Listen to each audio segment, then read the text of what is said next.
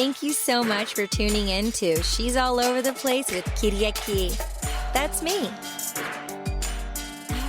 Welcome back to She's All Over the Place. Today we have Douglas Weissman. He writes stories of friendship, of finding beauty in the grotesque and finding magic in the mundane. Stories about building bridges, about burning bridges, about growing trees, about turning trees into bridges, and the way strangers find common ground, which is particularly very important to me. So I'm excited to dive into this conversation. Douglas has published 8 novels, the latest of which is Life Between Seconds, which was released in November of 2022. I'll have the link in the show notes so you can learn more, in addition to all of Douglas's social media, his website. Douglas is a graduate and has a master's of fine arts in creative writing at the University of San Francisco, and he lives in Los Angeles. Douglas, thank you for joining me. How are you? I'm great. Thanks for having me. And I just have to say, it's so different to hear you live because I listen to everything on 2 times speed. So this is a lot more understandable than the way I usually hear things. Yeah, I probably sound like a chipmunk. Normally, I sound like a chipmunk. A double speed, I'm probably like, I'll have to check out my voice on double speed. Huh. Interesting. Cool. Well, I mean, we have so much to talk about. So let's just dive in. You love traveling the world. I've traveled the world. We're travelers, wisdom seekers. Where were you born, and how did you pivot into writing out of all things, and why? I feel like I'm one of those rare people who was born and raised in Los Angeles and then stayed in Los Angeles, or at least that's the way people who weren't born in Los Angeles talk about it to me. I was born in the San Fernando Valley, so it's a suburb. Growing up, it was orange trees. It was beautiful. I actually grew up across from undeveloped landscape, and there was rattlesnakes and quails and roadrunners, and it was amazing until I was about 8 years old, and then houses everywhere. And it just kind of shaped my perception both of being close to a city and culture, but being outside of that space. And just the storytelling that came from that margin, right? That outside of the norm and outside of being in the thicket of things. And then I have a very large Jewish family who was always telling stories. The stories of escaping Russia during the pogroms, stories of friends and family escaping Germany during the Holocaust, stories of just random meetings of people that I really latched onto. And that started shaping my perspective and my perception of why community is important, why meeting new people is exceptional, and why stories from outside of my own perspective are kind of magical. Beautiful, beautiful. How neat. So let's chime into your writing journey. So for me, Mrs. Dimbicki was my English teacher, and just it seemed like growing up, the English teachers were really fond of me and enjoyed my writing. Was that the same for you and your influences growing up? Who supported you in your writing journey? That's such a great question. It starts with Mrs. Stage or Miss Stage in 2nd grade. And it's not that she necessarily thought I was a great writer. It's just that I wrote with a friend this silly story about the unhappily ever after of Cinderella, right? That rebellious 8 or 9-year-old trying to be like, no, it's all silly. And Cinderella meets with a rabid pack of dogs, just to be contrarian in some way. But she thought it was so funny that she had us read it to the class. And that was kind of that first encouragement that I can make stories and that it's fun and exciting. And then when I got to high school, I was bored most of the time in many of my classes. And I read this book on kind of how to stay engaged when you're bored. And a lot of it had to do with just do silly things to see how far you can go, but not in a disruptive way. So part of it was, well, how can I write this essay in such a ridiculous fashion, like taking it over the top and still get a good grade on it? So I wrote an essay on Where's Waldo and how Waldo was scared and alone, needing to be found, and the sense of relief and joy he feels once he's discovered, and just these ridiculous things. And I wouldn't say that I was encouraged to do these things, but I wasn't discouraged. So by the time I got to university and I was in college and I met one of my writing instructors who I consider a mentor, he was the first one that made me feel like my stories could go somewhere and that my voice was developing and I had interesting things to say. Because let me tell you, so many stories I wrote were awful with nothing interesting to say and were the generic and even cliched college essays of truth and finding beauty and nobody understands me, but in that really superficial way. And it was Martin Poussin from Cal State University Northridge, and he still teaches there. He really found something like a nugget in there that I was able to develop that I then further explored through travel and understood, oh, this is what inspires me. And this is where the story I want to tell is really found. Yeah, I want to dive deeper into that. And before I do, I just want to say it's so funny because Andrew Lloyd Webber did Bad Cinderella on Broadway. And so everything that you said your teacher told you, Mrs. Stages, he did now in 2023. Isn't that hilarious? I obviously inspired it. Second grade me inspired Andrew Lloyd Webber. No. So it's done now, but it was a limited run. But you could go to Spotify everywhere. I've listened to the soundtrack 4 times. The soundtrack to the musical. So, you'll listen to the writing and the music. I highly suggest it. It's quite entertaining. I have to. I come from a very theatrical family. Like I said, we're big, we're boisterous. My brother did acting on stage for a long time, for like 6 or 8 years. And so growing up, my family always, every soundtrack, every musical we could see, we were lucky enough to go to New York to see Wicked before it had moved to Los Angeles. We saw Avenue Q there before it toured, all these things. So I'm big in the soundtracks. And now my daughter, who's 3, is big into soundtracks. She actually asked to listen to Anastasia, the Broadway performance. She asked to listen to these random soundtracks that I have no idea where she's getting it from. And I'm excited to share it with her. Sweet. That's so neat. How cute. Yeah, I'm really big into soundtracks too, like ever since I was a kid. I love the theater. I just had Eric Jensen on, actually. He was the lead in the collaboration, a story of an art dealer with Basquiat and Angie Warhol and their famous collaboration. So Broadway is a big part of my life as well. I love being big and, loud. I'm Greek, so Yep. The diving more into the nugget that you mentioned, how do you discover with all the writing, people may scribble, I'm a poet, I'm a writer myself, but how do you decide, I haven't much, to take this like, oh, this could be a movie. This could be a story to tell for a novel. How, with your experience, have you made the choice that this is a nugget and to take it to the next level? How much time to spend on it? Is it rapid fire flow? Tell me about your journey and your process, please. Definitely. My journey and process is so unhelpful to other people because it's just that representation of what I do, and it works for some, it doesn't work for others. I spent so long trying to copy what I heard other writers do, and it just didn't work for me. But through it, I was able to find what did work for me. So if that's helpful, and I am happy to share with people what I do and how it works, then they can try it and see if it works for them. And to be clear, it also changed over time. Like the way that I wrote 10 years ago is very different from the way that I write today in terms of how much time I have, how much capacity I have, and how I get things done. But when I started writing and I was learning these nuggets, I had this instructor and it just all clicked. And he said, all great writers have an obsession. And they always write to that obsession. The story changes, but the obsession is always there. And it's when they deviate from that obsession that they don't write their best. And you see it time and time again.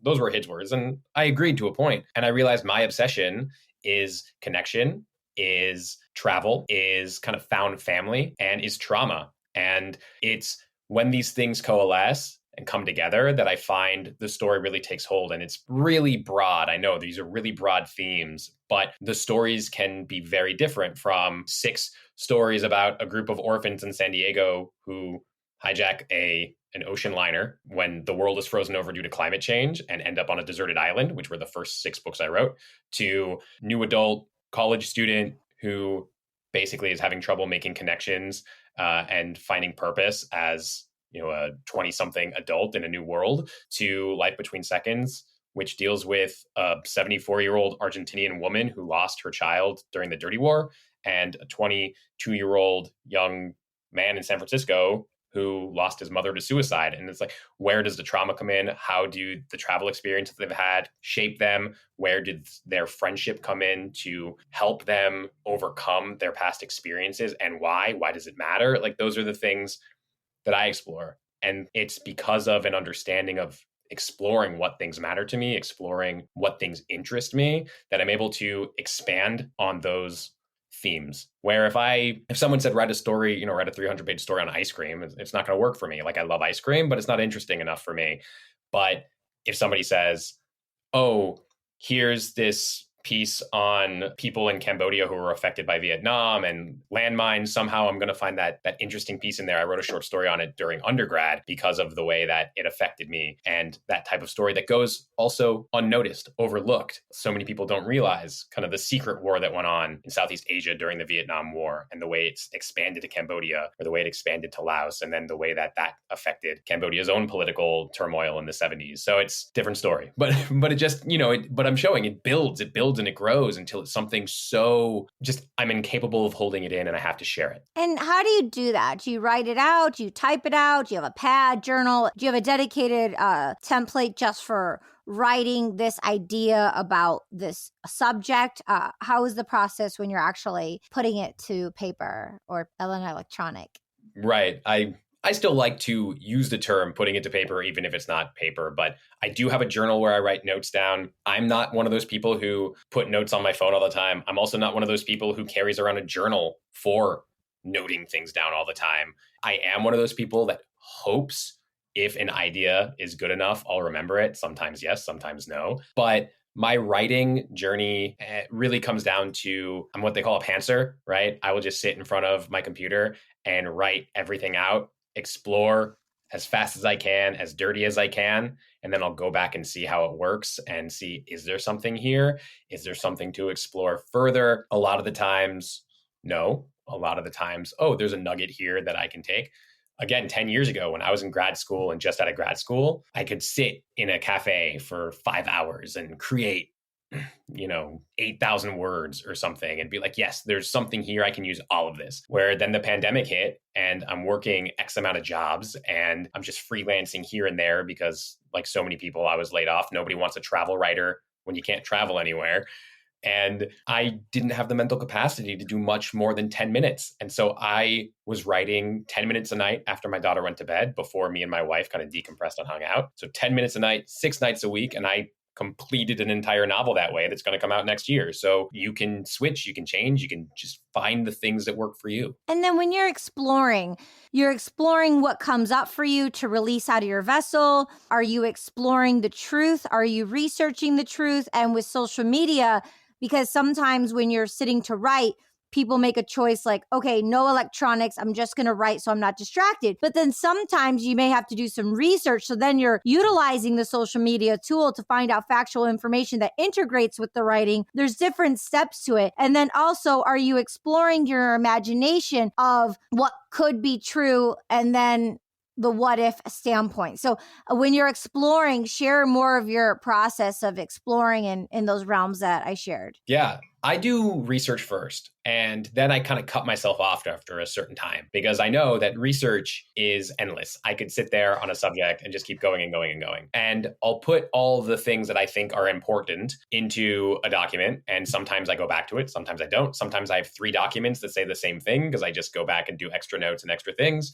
But I mean, for instance, it's important to know that in the 19th century in Japan, somebody won't have a zipper, right, on their pants or something like that. It's this little detail, but it can slip you up. And it's just little things like that you can research endlessly, but you also don't want to get trapped in the analysis paralysis. But when I finally sit down to write, I try to ignore all the social media I am away from. I'm not a big social media user I go on maybe a couple times a day and I try to keep it at that because I know how easily I can get sucked in with no intention. I try to be intentional about when and why I'm on. And so I'll research. Internet is not necessarily any better, obviously, but at least then I have that intention. I'm searching for an answer to this question, and I'm really mostly just exploring the world I'm creating in my head. Who is the character? What are they going to do in this situation? What are they going to do in this setting? And how is that different than what another person would do? Because I'm trying to demonstrate the value and individuality of this person that I've made up. Mm-hmm, mm-hmm. Yeah, I love this. And while you were speaking, I was thinking, since he does his research before, and then you make the commitment, okay, I'm done doing the online research. I'm just going to write. On the right, you can have a sticky pad, a note. to dot and reference that when you do the research part to look up those finite details that are important. So you're not, because it gets frustrating when you're in the flow and then having to stop back and forth. So, that's a really something that just came up. So you could always go back to a research phase of it. And then with everything you're sharing, and the reason why I ask is because, ADHD is really high nowadays. The numbers are going up. It's, really great. All the new companies and resources people have, so it's a very frustrating thing, whether someone identifies as it and or not knowing it, and how to protect their creativity flow, their spirit, their being, their mind, their emotions, because then people get frustrated and just shut down and then stop and quit and don't go the extra distance. So I ask these questions, for someone who's accomplished, and what your workflow is, because maybe it could benefit and help others when listening. And I know, from what you shared with me, mental health is really important, mental wellness. And so would just like to hear from you on the transition, how it correlates with your writing and your personal everyday life for mental wellness. Yeah, absolutely. I mean, one of the things, writing is both something that has, I think, saved me, but also affected me. It's a weird double-edged sword because writing is incredibly isolating. It is incredibly draining. And at the same time, like so many people in so many things, you sit there and compare yourself, right? Like, how come I don't have this larger contract? I am an indie author, not so much as independently published, not self-published, but indie as in small publishing houses. And I don't have an agent, so I'm constantly finding ways to pursue publication outside of the norm, which is exhausting, but invigorating at the same time. Like, how can I get through these gates that so many people find to be the barrier and they never push through? And I've done 8 books, soon to be 9. So I'm obviously finding ways, even if I'm not reaching that quote unquote success, right? That idea of million copies sold, name brand on every bookstore. No. Will I get there eventually? Sure, I'd love to. But at the same time, I'm making better headway. But it's, again, isolating. It, again, makes me feel comparably lesser than. And one of the issues I've constantly had since I was the age of 12, 13, I was diagnosed with depression, and it constantly comes up. And it's difficult when you're already in an isolated space. Writing. I've been worked remote since 2013. So I don't go to an office. Since then, I have very little interaction with people throughout the day since then. And I could generally tell how lonely I feel based upon how much of a conversation I'm trying to spark up with the barista, right? And it's like, oh, I must be really in need of human connection today, which is probably also why human connection is such a deeper part of what I like to write about. But mental health, as it stands as a writer, is something that is becoming more prominent in terms of the way people talk about it. It still has a stigma, obviously, across the board, mental health and depression or ADHD or anxiety. Like, it's something that we need to share more of. For me, as I say, writing is both an outlet and a cause.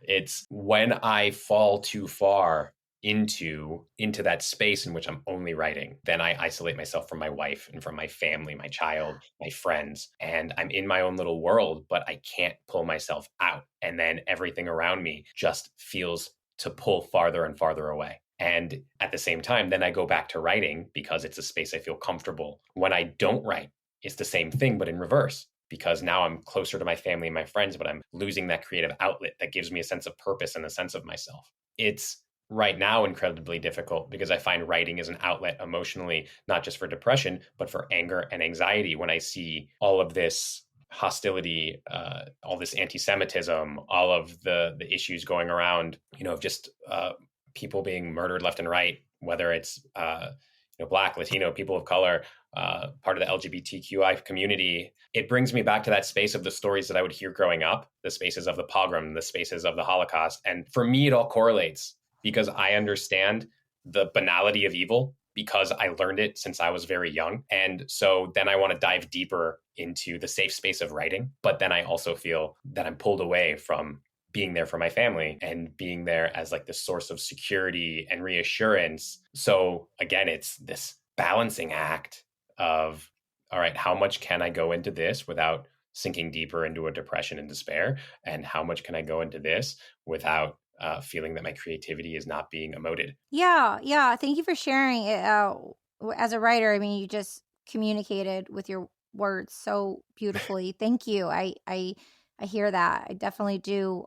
In one regard, I feel, oh, you're so lucky because you do have a wife and you do have children. So it's an anchor. It's an opportunity for you to pull out of that isolation. It's an opportunity for you to only go so far, and or healthy communication with a partner to communicate, oh, if it's over 7 days, or, do a check-in, or, know when to pull me out, right? So it's like having those support systems in place are really important. So I think that's really important. When you were a kid, because I have a lot of young kids who listen to the show too. When you were a kid, and there's different kinds of depression. So there's high functioning depression, right? So people, for example, like myself, who will stay so busy to not deal with what's going on inside and creating chaos around just to feel that cortisol hit and that excitement just to keep happy, positive, go lucky, .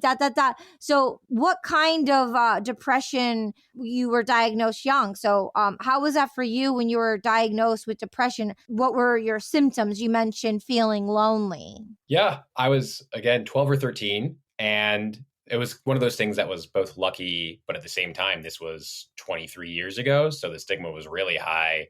I mean, higher then. Granted, it wasn't 50 years ago where it's something you didn't even talk about. But I remember having the conversation with my grandpa because he drove me to therapy one day, and he just was trying so hard to get it without understanding it, right? Which actually did make me feel loved and supported because he was trying so hard to understand, or having to the conversation. connect, to emotionally connect. So I guess maybe in your writing, that connection is so important because you know the other side of someone yearning to connect, and that neurological connection not happening the way it would soothe you, right? So that just came up for me for you. Oh, Yeah. absolutely. And that's, I mean, look, we're having a therapy session right now because it's bringing up that connection, that awareness that I would not have otherwise really had. And I mean, again, to your point, it's also an awareness of why I feel like I want to bring these untold stories or overlooked stories to light, because I feel like it's one of those areas where, having heard the stories of my family and coming from this particular place, it's that feeling like if people just knew, right? If people just understood or heard these things, if you could just listen, then it would change your mind, or it would change your perception. And that's not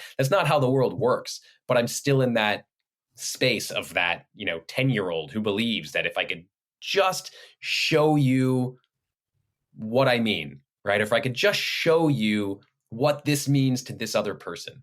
And that's what writing does. That's what fiction does, especially storytelling, movies, music, right? It sits you in the perspective of the storyteller and makes you see from that perspective. And that's why it shows that storytelling fiction gives you empathy. It teaches empathy, right? Even for kids' books, like, oh, we're learning from the perspective of this deer who doesn't have any friends because they think she smells, but she doesn't really smell. And then all of a sudden she has friends again. It's like, oh, I shouldn't be so mean to people because it's just like the deer. I should give them a chance, or whatever it is, right? Not that that's a story I know, but if somebody wants to write it, go right ahead. But so when I would do the therapy and my grandfather's sitting there trying to connect, or I have to share it with my brother, I mean, there's such a stigma on it, and I'm sitting there both mortified, but at the same time, oh, I need to share this. And I would put myself in the same category as you as a high functioning depressive, because I do keep myself busy. I always have so many projects. I'm always running around. And the worst thing for me to do is sit still. And the worst thing for me to do is to be, I'm going to say, bored. And boredom just meaning the fact that I don't have to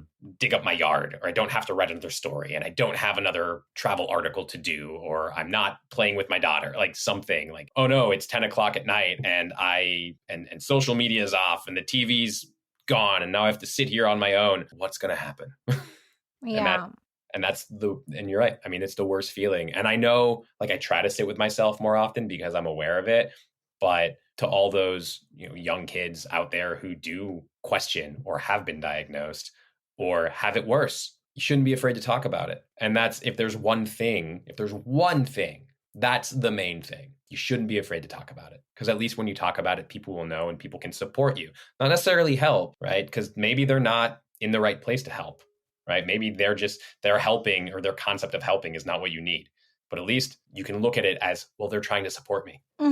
Yeah. It was just fresh in my mind. Eric Jensen, the actor who was just on the podcast, he was talking about red flags and green flags. And he said, if you're uncomfortable in your own creative space, like that's something to look at who's around you or to look at within you, because we should be comfortable in our own space, which means here comfortable within our own body to be okay with how we feel. And if we're around people or we're feeling we can't communicate, we need to find people we can communicate with, because we need to be healthy within our own body to be able to live and create. And that's where the start is, right there, starting there. But as you were speaking, it really came to me that, wow, that is a book right there. Like a man or a woman or someone on the hunt, they're so busy and then they get the moment alone. And in the book, they keep having this moment alone. And that's the start of the journey of like going within and exploring that connection with self. Oh, that would be like an internal oak tree of a journey. You write the book. It's I get it, honestly, yeah. You got my wheels turning. I mean, just in that same sense of the hero's journey or Dante and the way that like he journeys into, you got to journey into hell before you can come out the other side. And it's, and that's kind of what it would be, what it would feel like, right? For those people who understand that feeling of having to look in the mirror and face yourself. I'm going to quote a Disney movie, which is probably the worst thing to do at this time, but I love it. And I have a 3-year-old, so I watch them all the time. I'm not ashamed of that. But in Frozen 2, there's a song that the mom sings, a lullaby, and she says, "Can you face what the river knows?" And it's one of those things, because the river has memory and it's trying to tell a story, but then it knows what you've done or what your family has done. If you've seen Frozen 2, you get the reference. But can you face what the river knows? And it's the same idea of, can you look in the mirror and sit with yourself, knowing what you've done, knowing what you haven't done, choices you've made or not made, etc. Yeah, I love that, and I do voiceover acting, so I'm gonna put that on my watch list. But what you just said reminds me in part of your bio of building and burning bridges and that space in between. And that's something for me that I seek all the time, but I've never said it in such a way, and being able to communicate with people, because I'm very good. I get very in-depth one-on-one with people. But sometimes when it comes to communities that you mentioned earlier, because I'm involved in so many different things, it's like I get these golden, intense moments, but more of an everyday building. It's really challenging for me. And I have to guess that it's very challenging for a lot of people too, especially introverts or people. It takes a lot of energy to, I look at life as a garden and I sow seeds and I nurture those things. So I have friends. I mean, if I go to South Africa, I have someone to meet up with. If I go to Italy, I have someone to meet up with. Mm-hmm. Anywhere I go, like I pretty much know someone. And if I don't know, I can call someone that knows someone that is like well connected in that city or country. So I'm blessed in those terms on a micro level, which is very detailed. But in regards to like a macro, if it was like a Taylor Swift and her Swifties, or, Lady Gaga and her little monsters, or of someone, an artist or someone you see and they have their fan base, I find it really challenging. And I feel like you're going to know what I'm talking about based on your bio that you wrote. How do you maintain, how do you build bridges? And let's talk about burning those bridges as well. Yeah, I know exactly how you feel. I am in that same boat, that kind of feeling that you're sowing these small seeds, right? But you want to create like a forest out of a following, not necessarily as big as the Swifties or the Little Monsters, but just as, I'm going to say, quote unquote, entertainer, as an artist, right? You want to reach as large of an audience as possible to spread your message, right? And that's the big thing, because I want to make it clear that I'm not trying to be famous for fame's sake. I'm not trying to be famous at all, but I want my stories to reach as many people as possible so they can be affected by those stories. The worst thing for an artist to, like, the worst feeling an artist can conjure is indifference, right? Love me or hate me, but if you are indifferent to me or my work, then it shows that my work is not powerful, that my message isn't powerful, and that it's not worth giving an emotion. And that, to me, is the worst thing. So when it comes to building bridges, when it comes to burning bridges, I admit I'm not a bridge burner, right? I generally don't find reason to burn bridges. If there's an issue with someone, it's not that I fade away, but it's like, I'll just stop why am I going to deal with you if I don't have to? It's not, if the confrontation isn't necessary. Confrontation can be necessary, right? Sometimes some people do stupid things and you have to confront them. Other times, if I'm like, oh, I've met you a couple times, you're kind of an a-hole, I just don't need to talk to you. It's fine.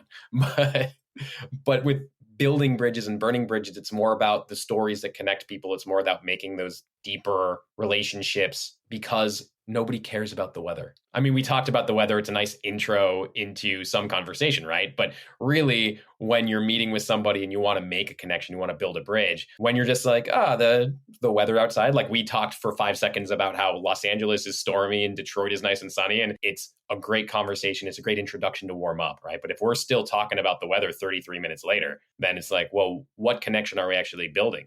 But we've made such a bridge together because we've talked about mental health. We've talked about storytelling. We've shared our own experiences with travel and our own experience as artists. And those are the deeper conversations. So I take those stories, or I take that understanding, and I build a story around that. And I build a story around a person who not only has those feelings or those experiences, but also isn't as removed from burning a bridge. Someone who makes bad decisions, right? We don't want to read a story about someone who's only made perfect decisions, because we don't make perfect decisions. We might know what we should say in any given situation, and then we choose not to for whatever reason. We're just so angry. We don't want to be right, or we don't want to repair. We just want to be right. In those, right? We've all had those arguments where we know exactly what we should say, and we know what could diffuse the argument, but we need to be right. We have to be right in that moment for whatever reason. So we say the wrong thing because it feels right at the time, or it doesn't even feel right at the time, just because we want to be correct. And it's a false power, and it's reactive from the reptilian brain. Reactive. It's reactive, being hurt and hurting. Also, because we're hurt, we want to hurt, right? Yes. Yeah. It's a mirror reflection. You're going to give them what they're giving you.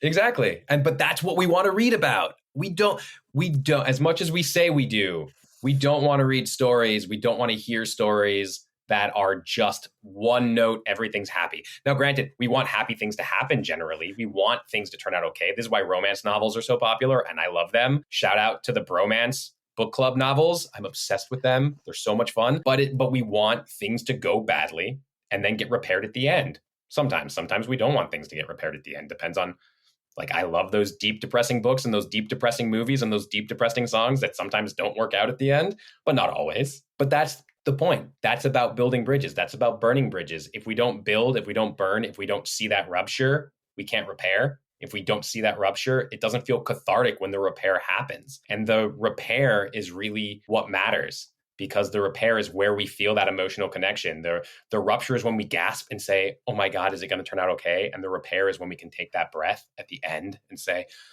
I'm so relieved that this is happy, or that they made that connection, or that it looks like they're on the right path moving forward. Even if the repair is personal as opposed to relational, right? It might not be the couple get back together. It could just be, all right, well, now that person understands more about themselves and they can do the right thing moving forward. What you just said just reminded me, it's the first time I've looked at it this way. Oh my gosh. But right now, someone who's means very dear to me is growing through this thing, and she's learning as she grows. And there's supposed to be like a crossroad and then a choice. And then I check in to see how it goes, to be there to emotionally support, so she has someone to talk to.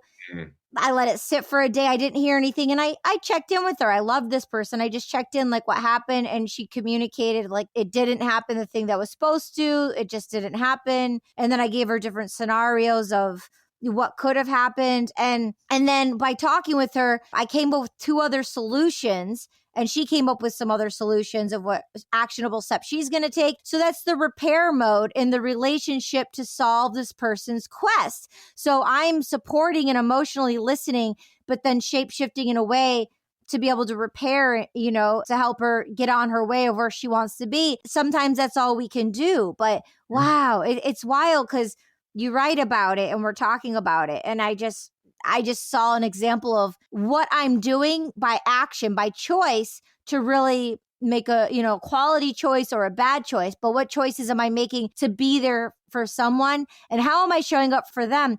But then it's like in reflection, how are we showing up for ourselves? Would we want someone to do that for us? That's what we would do for others, what they want to do for us, but not having that expectation, but having that precedent and that standards of your character and really embodying and, as an actor, right? So it's looking at it from different angles. So thank you for sharing that. It's really neat to hear. Thank you for sharing that. I think that's incredibly powerful on both you and the person that you care for. One, that they feel trust in you enough to say, this is kind of what I need and where I want to go, and to check in with you, and you being supportive enough to understand that journey and to say, I'll check in with you here and then we can figure out next steps. That's an incredible, empowering relationship. And it's something that I don't think a lot of people are comfortable necessarily doing. To feel like, give me a day, I'll check in with you, like check in with me tomorrow, or let's take steps together. I need help. It's like, I need help and no. These are sentences that people have trouble saying, right? No is a complete sentence, and I need help is an acceptable sentence. I love both of those. Yes. 1000%. Definitely. Yeah. Thank you for sharing those things.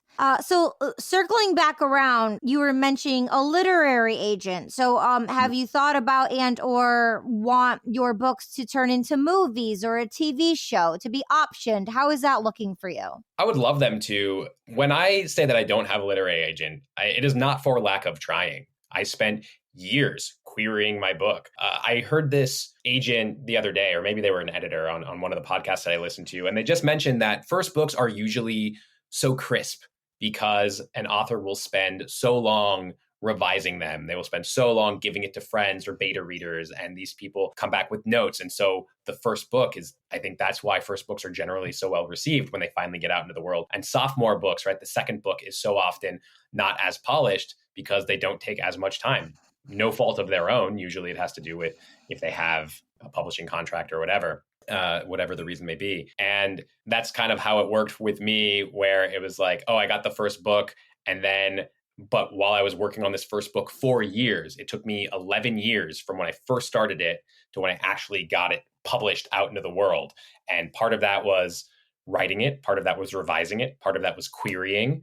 Part of that was looking for publishers, and then the actual publishing process, which took about 3 years. So I don't want it to sound like the whole thing was just me writing it and then querying, but there's steps. And then the second book took maybe 5 years from when I first started it to when it's going to come out next year. Yeah. And so these are, the reason I say first and second is because these are adult fiction novels, as opposed to the first 7 novels. The first 6 were a YA series. The next one was a young adult standalone book. And so these are 2 adult fiction books that are also very different than each other. One's kind of magical realism, Life Between Seconds, the one that came out last year. And the next one's a historical thriller that's about a serial killer in World War II Paris. So it's like they're very different from each other, but at the same time come back to those same themes of found family, of support, of trauma, but explored quite differently. But when you mention literary agent, when you mention optioning, things like that, definitely into it, looking forward to that.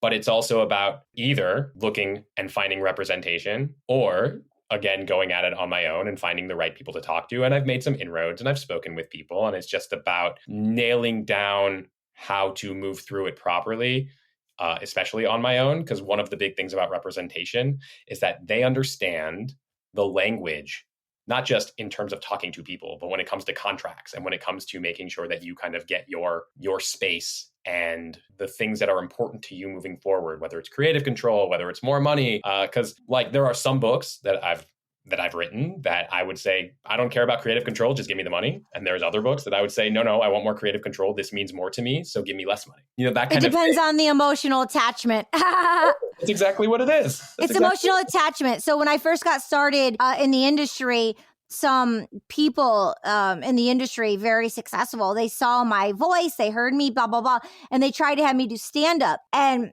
I went and did it, and I was like, wait, I have to memorize these jokes? Like that I thought it was more like stand-up. It's like improv, and it's all new, fresh material, but it's the same bit over and over. And they wanted to write for me, and I was so emotionally attached to my trauma that I didn't allow it to be so. And then 2 decades later, now I'm on stage and I'm saying certain things because I'm not emotionally attached to those things. I'm like, F it, let's go. You know what I'm saying? So now I can talk about those things. Now, what I want to share, because it came up twice, Tim Chonacas, my brother, he's in LA on Sunset Boulevard in Sunset Plaza. He owns Gold Tree Studios, GOLD Tree, TREE Studios. So look at their Instagram, Gold Tree Studios, and the website. But they're indie like you. They develop movies and TV shows. So you can just write them an email, say you're on my podcast, or I can do an email intro for you. But you can talk to my brother and see if it's a good opportunity for y'all to connect what you have going on, to like take a meeting and see if it could be a good fit for you. Thank you. I would love that. That means so much to me. I appreciate it. And obviously, I'm going to send him the podcast and be like, it's not my fault. It's your sister. Your sister did this. So, yeah. I love my brother so much and I'm so proud of him and the facility that he's built. I mean, they have a 1,000 soundproof, 1,000 square foot sound stage, movie theater, 8 editing bays for post-production, like promos. And this is indie. That's what I love about this. It's indie. Square foot sound and it's indie. Like that's how big the industry is, that this is an indie. It's massive. It's massive. It's great. So, I don't want to like shill and give all the information now, but just look him up and you can see who he is and what he does. But yeah, he's a film producer. So and they make stuff happen. So maybe it could be a good opportunity he might give you an idea to write a new book. Who knows? Maybe you develop something, right? Yeah. And the other thing is I've worked in blockchain technology and Web3 since 2018. The Coppola family created a film fund for Web3 and democracy and going past the gates. And what you were saying earlier about comparison. So like you and the person tuning in, we're not going to do what someone else has already done. Mm-hmm. Any success with a press house or a writer or a human being, it's done. And we're evolving with technology. So it's finding the new crispness of the newness, right? The abundant energy of life to make it happen. So they had this huge writer and they had a grant for writers to go and give them funds to write the script or to finishing funds to do their movie, all independently with the nonprofit and all through blockchain technology. So it's DCP, Decentralized Pictures Foundation. So I, implore you to look at that too as an option. And then when you do it, bring me on as a producer and be like, yo, let's make it happen, Kay. I'll be like, yeah, let's go. But I'll give you those are some resources to help you on your journey as an independent, because it's all about being sovereign and what was already happening and that comparison and it being so difficult. There's new waves, evolve ways to do things independently, right? And that's what you are.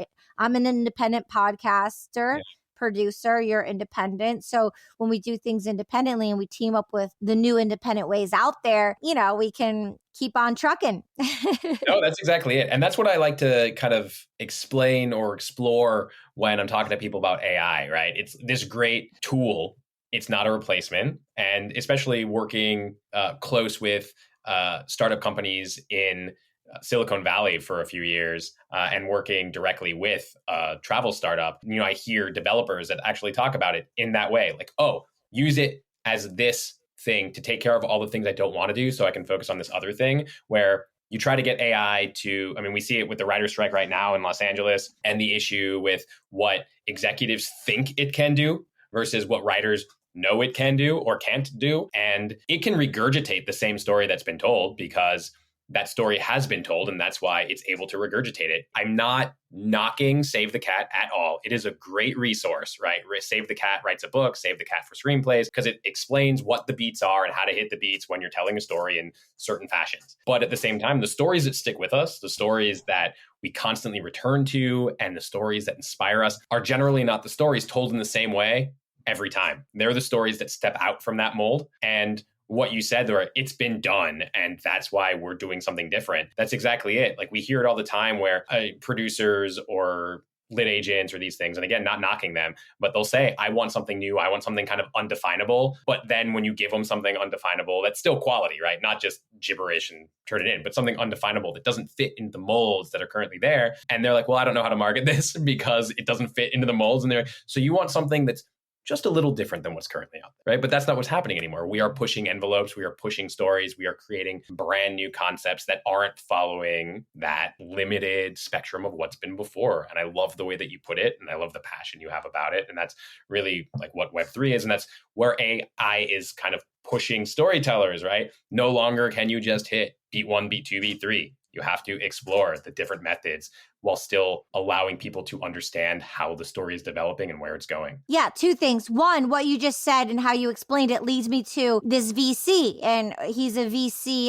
in OpenSea, which is like the Christie's of Web3 and NFTs. But I was with him and this agent from CAA who's big into Web3 as well as this. It was a conference in Santa Monica that I went to. The back and forth of what you just said of not having it be the same, but a little different. And then a person on the other side being like, oh, I don't know what to do with this. The VC, when they're at the pioneering of the ship and you get to that point of like, well, I don't know, because they're unsure, that's when you as a sovereign being, as the writer, as the artist, as the individual need to say, F you, this is it. They want that crazy ballsness that, yes, like, oh my God. And then that's going to excite them to do something new. So you have to go past the barriers of that 1%. When you get to that tipping point, you need to be the one to push it through, because it's not going to be them. They're going to stay safe with their investments in their family and what they know. They want that kookiness. They want that craziness. They want to hear it. They do. The other thing is like, I'm an actor and,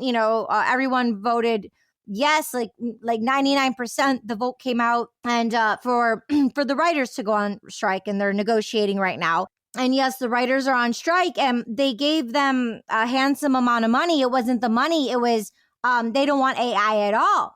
And they don't even want AI for ghostwriting. It's like with the contract, instead of a contract being however many years, how about when it's AI technology, they just update the agreements of the new, because we're evolving. How about every 6 months? Every year they can just upgrade that part of it, So I think that would be a really smart thing to do. No, I mean, just what you said, kind of that idea of the VC saying they need that passion, right? Every time you hear an artist, you hear a screenwriter, you hear a novelist, you hear the way that they succeeded is generally the fact that they are their best pitcher. They are their best cheerleader, right? When it comes to those gatekeepers, when it comes to the agents at the door and they're saying, oh, I need to fall in love with your work, it just is in reference to how you were talking about the VC needs that enthusiasm, right? The writer, the creator, the artist, they need to be their biggest cheerleader. They need to demonstrate the enthusiasm for their work, because no one's going to care about your work more than you. No one should care about your work more than you. I mean, granted, you want people to care, but if you don't care about your work, nobody else will. Wow. That takes a level of dopamine. It really does. It takes a certain level of dopamine, especially with the depression, when people are feeling worthless and blah, blah, blah. It's like you have to have that self-love and nurture for self, and really value your own work and your own creation, and understand your own value from within for others, because you really need that level of commitment for that kind of success that a lot of us want. Mm-hmm. Yeah. And if it's hard in those days where you're really down, if you have depression or anxiety or these things, because this is what I do, right? On those days that I'm really down, but I'm still trying to drive marketing or promo for my books, or I'm still trying to push forward on my book. It's not about me anymore. It's about the characters that I love. It's about the story I love. It's about the story that I want to share with other people. So when it's the hardest for me to do the thing for me, I can still do it for others, if that makes sense. Right. It's kind of, I don't want to say it's that people pleaser, because I'm not so much a people pleaser, but it is that desire to help, that desire to share that encourages me even on those moments that I can't get out of bed. Like I told my wife this, right? Those days that I can't get out of bed, but I have a 3-year-old and I want to spend time with her and I want to do it for her, or I want to spend time with my wife and do it for my wife. And that happens. But purpose. It gives you the purpose. That's exactly what it is. Purpose and intention. And it comes back to those things, which I'm pretty sure we mentioned earlier on. So it really does circle back. Yeah. Speaking of circling back, my listeners know, hi, we love you. I have a project that I created called Culture Kids at the end of last year. I was going to put in all the film festivals, and then an executive. It's a short. We're going to do X amount of episodes, and it can be a comedy movie, but it's Web3. It's the culture of Web3 before the world knows the culture of the artists of Web3. And before the writer's strike, before all of this, I made this 9-minute short, and I was going to go the traditional route and put it into all the film festivals. And then with the writer's strike and executive producer, he said, well, and I waited 6 months. He's like, well, just, save your money, like just release it independently everywhere. And I was like, okay. So I was like going to take this approach and do that and not wait anymore. But it's situational improv, and the other half, it's written by AI, verbatim. I put prompts, it's written by AI, and I love AI. I love writers. I'm a writer. I'm a poet. The AI, it's half written by AI, and it's amazing. And the other half is situational improv, and it's one of the first comedies to ever going to be released as written by AI in situational comedy. But then also as a poet, I studied Shakespeare, and I did a lot of different poetry, Maya Angelou and Socrates and Plato, and my own spoken word poetry through traveling the world and writing poetry. And they're not just like 4 sentences. They're like 10 pages. Like I do like long poems. So sometimes so long. And as an actor and being off book and memorizing and then doing the emotion, it can be a lot, especially with the novels of spoken word poetry I've written. So with the AI, and instead of, Shakespeare, which I've done, you study history and then the creating of my own, but to be a young poet and to pivot how I feel. And as an actor, I'll put certain things in the prompt and it'll write it for me. And then I read it, I recite it with the emotions, and I'm crying and I'm laughing, and I'm taking the pressure off of, my mental wellness of memorizing something, but I'm reciting the poetry through AI that's inspired by something of my life. And it's like a tool, and they're beautiful. And the way I can be an actor and express these words written by AI, it's just really, I think, beautiful and prolific. So to lean in, to explore as you do, and to lean in, and real writing is never going to leave. Like we need that. We get to have that human interaction, but we can utilize the tool in a way where it can support us. For example, your research that you're doing, instead of you spending hours on doing the research, you write it into AI and it brings it up in a minute. So, I mean, what are some ways AI is helping you right now? And like, how are you exploring, and where are you with AI in your writing? In my writing, it's still not anywhere close to what you're doing, but I do prompt a lot with AI. And the reason I prompt is also to kind of give me the scaffolding of an article if I'm doing a travel work, or maybe of understanding, okay, what is really the core essence of what I'm trying to say with this story if I'm using this, this, and this, and this, this, and this. Okay, so if that's really what I'm trying to say, then maybe I should explore it in this way, right? It's less of giving me the words and more of giving me the sentimentality of, I'm having trouble expressing myself. If this is what I'm saying, what is the subtext here, right? What am I missing? Help give me this discussion that I'm not able to have with other people at the moment, right? Because one of the issues of being independent, one of the issues of not being in like a writing program in some facet is you lack that community. You don't have those people to, coming back to that image of holding up a mirror to you and to your work and saying, this is what I'm seeing here. Is this what your intention is? And that's invaluable for an artist of any kind, for a poet, for a writer, for a painter, for whatever. It's the whole thing is we're trying to communicate something, right? That's art. We're communicating something. And if the person or people who are on the receiving end don't understand what we're trying to communicate, then we're not doing our job. And I say this to students all the time because I teach creative writing, I've taught creative writing. If it's not coming across on the page, then it's not going to work. You can't sit there and whisper into every reader's ear, this is what I meant. So if you're not doing it there on the page, you have to change it. You have to figure out how to get across what you want to get across in a way that makes the emotional connection you want. And giving AI that chance and that responsibility to kind of mirror back to me, this is what I want to do. Am I doing it? That's helps me a lot. So it goes from, again, that tool that like, okay, outline this article or outline this story for me. And then I'm going to go in and put my creative spin on everything. Or it goes to, okay, this is what I want. This is what I'm trying to say. Am I saying it? Beautiful, beautiful. We're rounding out here. So any last words of wisdom, advice, or anything that you want the listener to know before we close out? I feel like I said so much that you can use an AI tool that'll give you the nuggets of the messages that I have, because there's so many. And that might be more helpful than me trying to round it out right now. But I had a great time, and I hope I was informative, helpful, and encouraging to all your listeners. Wonderful. And take that actionable step. Why not? check it out. Thank you so much for tuning in. We'll see you next week, and check out the show notes. Thank you. Thank you so much for joining us. We'll see you next time. Kiriaki, over and out.